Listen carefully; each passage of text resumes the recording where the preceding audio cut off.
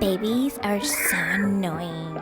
They're always like crying and stuff. I mean, what's their problem? But you know what's worse?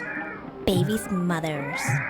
They're always like talking about their babies and how great it is to be a mom. I mean, Britney even raves about it. I'm like, whatever. Anybody can be a mom. Like, I have a mom, she has a mom. Like, I have a grandma, and I've met mothers.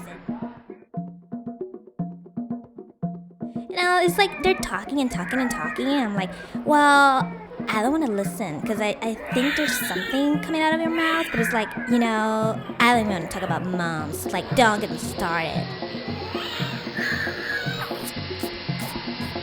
I wish they had something like that for people who don't know when to shut up. One frozen non-fat lactose intolerant latte.